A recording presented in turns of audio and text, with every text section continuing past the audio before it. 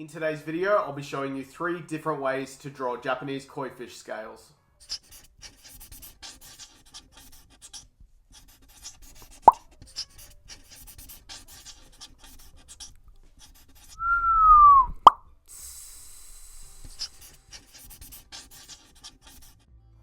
Ladies and gentlemen, welcome back. I'm Daggett, this is Daggett Designs, and in today's video, like I said, I'll be showing you 3 different methods on how to draw koi fish scales. Now there's 3 different styles of scales that I like to draw depending on the style of design that I'm doing. So whether that's traditional, neo-traditional, or more realistic sort of approach. So it depends what you're drawing and how you want it to come about, and it really depends on the way that you're going to shade your design as well. So depending on how you're going to do your color and your shading will determine how you're going to want to do your scales. So I'm going to show you 3 different ways on how we're going to draw scales, how to lay them out. Some of them are more simple, some of them more complicated, and stick around to the end to find out which one's my favorite and why. Well, there's not much else to say, let's just go straight to the overhead. Okay, welcome back to the table, guys. So, like I said in today's video, we're going to be filling in some Japanese koi fish with some scales in 3 different methods to give you guys a little bit of variety, and I'll be explaining what the different methods are used for, and what, or at least what I use them for, and what I think they're most useful for. And at the end of the video, I'll be telling you which one's my favorite method and why. So we're going to jump into the first method. I've just taken one of my favorite koi fish patterns. This is one that I drew up for a portfolio piece, and I've just traced it out without the scales 3 times so that we have 3 different outlines to work with, and we're going to jump into the first one. To follow along with this, I've also got a mechanical pencil and an eraser in case we make mistakes. Alright, so looking at the first koi fish design here, the way that we're going to do the scales for this one is what I would consider the more traditional or more old school style method of doing it. It gives you nice big scales, and the purpose of that becomes clear when you start to color and shade them, as you're going to leave skin breaks in between each scale. So when I do these, I like to start at the topmost sort of edge of the body, just behind the head here, and I like to bring a curved line. It's an S curve that comes back and down like that. So it's an S-shaped curve like this, like an elongated S shape.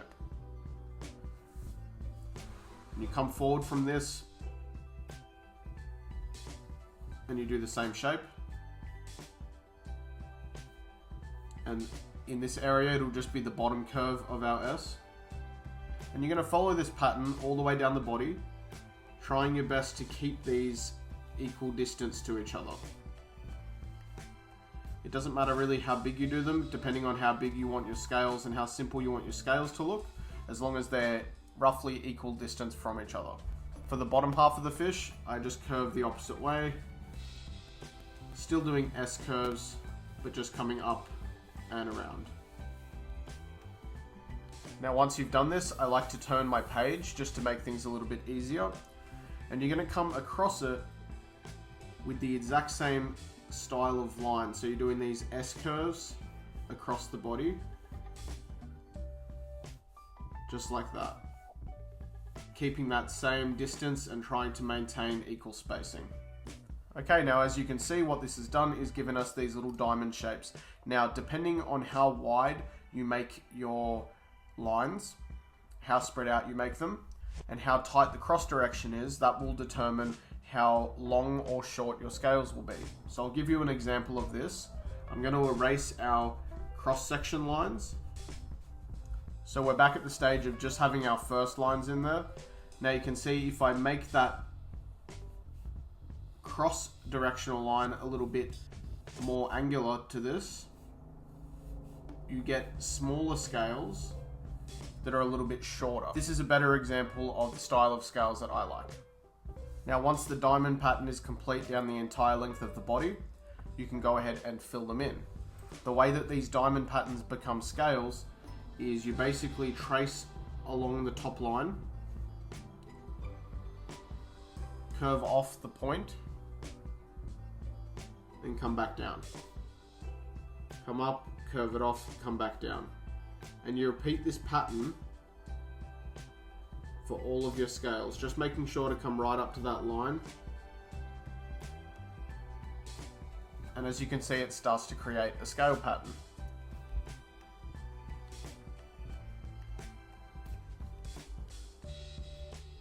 So as you can see, once you've repeated that pattern of drawing in the scales and filling in those diamond shapes, you have a completely covered koi fish. You've done all of the scales.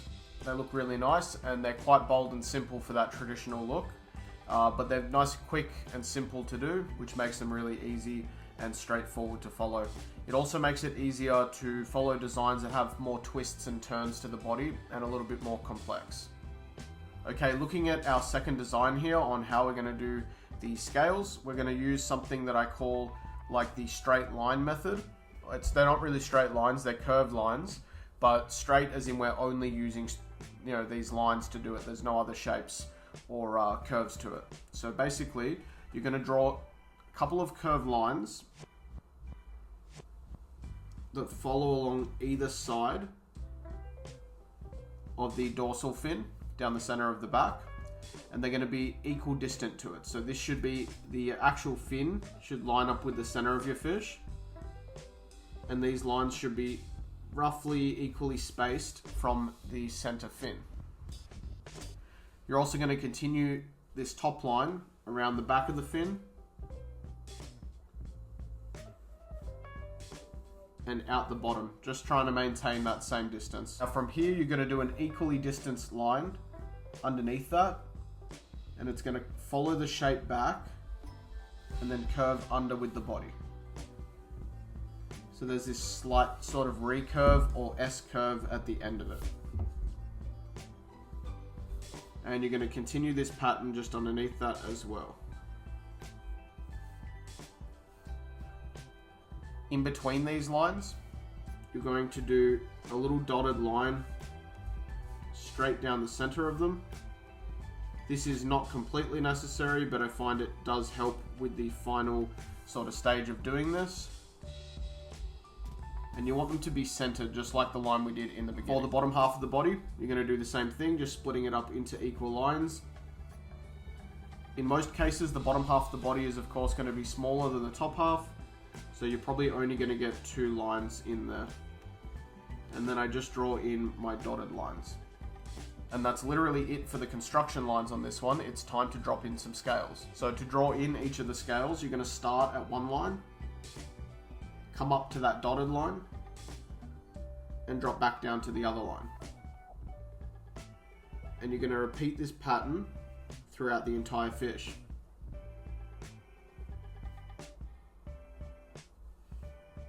Once you reach the point where you've done a row in that manner, you're now going to start on the dotted line, coming up to a solid line, and back down to a dotted line. Up to a solid line, back down to the dotted line, up to solid, back down to a dotted line, up to a solid one, and back down to there. Then the process reverses and repeats itself. You now start at a solid line, come up to a dotted line, and go back to a solid line. And that process repeats itself for the next row of scales.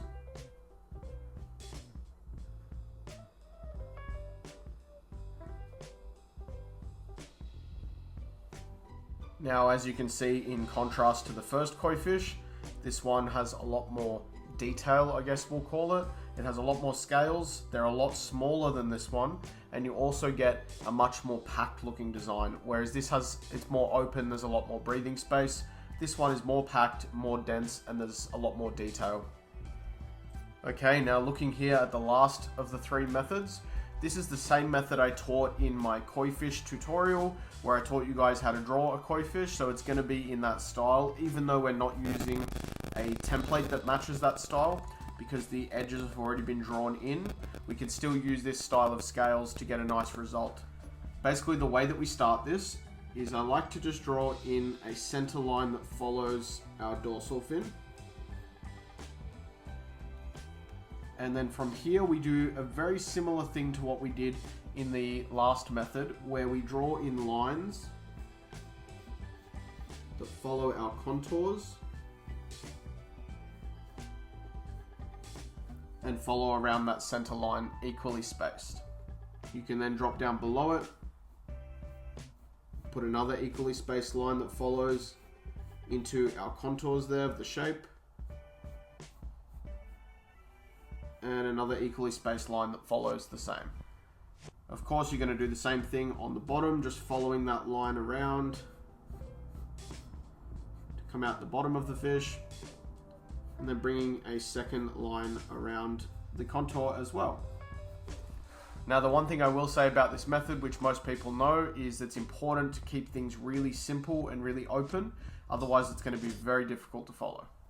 Once you've drawn in these lines, you're actually going to draw a secondary set of contour lines that wrap around the other way on the body. So we start at the head, we come up to center, and we just drop back down. They're all going to sort of come back to this point somewhere behind the head here. So coming from the front, back towards the center, and then wrapping back down slightly towards the front, and sort of continuing this pattern around the body. Now, I've just made a mistake there, so I thought I'd point that out. I just made it too wide. You don't want to make these lines too wide. You want to keep them fairly close together. So I'm probably going to knock a little bit off that line that I just did, just by bringing it back a little bit at the start and knocking it back. That's probably a more suitable width. And you're basically going to come around the body with these contour lines, slightly angling towards the front of the fish, all the way to the back there. And then coming from the back, we're doing the same thing. We're just coming around with these contour lines around the back of our fish. Now, this is the really important part. Inside of each of these little rectangles, these squares or rectangles, you're going to try and draw a little dot in the dead center of each of these. As center as you can possibly get it. Just by eyeballing it. You certainly don't have to get out and measure this. That would be extremely time consuming. So you're just going to go ahead and drop a little dot in the perceived center of each of these boxes. Now, the ones that are closer to the edge of the body are going to look off center, and that's because they're sort of long and wrapping around the side of the body. So you need to imagine that the part that's wrapped around the body is part of that rectangle still. Now, fortunately, if you've done this correctly, this is sort of the most important part, because you've gone ahead and done all of the really important details and foundation work. So fortunately, once you've done this, it's really straightforward to add your scales in. You basically bring a line up from each corner of a box to touch that dot, and then touch back to the corner.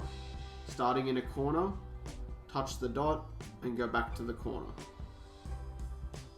And of course, you're going to continue this down the entire length of the body. These ones go behind the dorsal fin, so you're just going to bring it from the corner to an imaginary dot. Once you've done the next row, you can go ahead and start linking them. So once you've done 2 rows of scales in this manner, to link them is quite simple. You're going to start at the dot this time, come up to the line, and go back to the dot. Starting at the dot or the peak of one of these scales, coming up to a corner or the line, and then coming back down to a dot. And you're going to go down the body doing this for each section that you've just filled in. You can add as much or as little curve to the end of these as you like. I like to leave them just a little bit more pointy. And using this method, you're basically going to wrap down the entire body, touching up to the dot and back down to each corner, and then filling in the next row by starting at the dot, touching to the corner and going back to the next dot. Now, as you can see with the last one, in contrast with the first 2, it has nice open wide scales, yet it has enough detail to where it's not this simple, but it's not this busy and sort of packed and dense. So you can still get some traditional style shading and coloring on these, but they wrap around the body and have a little bit more detail. So how do you use these different tool sets within your artwork, and why is it important to have different style of scales? So if I'm doing something really traditional, really solid colors, really vibrant colors, and I want to have a lot of breathing space in there, I want to pack in some nice areas of color while maintaining some skin breaks or some, white of the paper areas, I would go with the first one. This one looks the most traditional to me.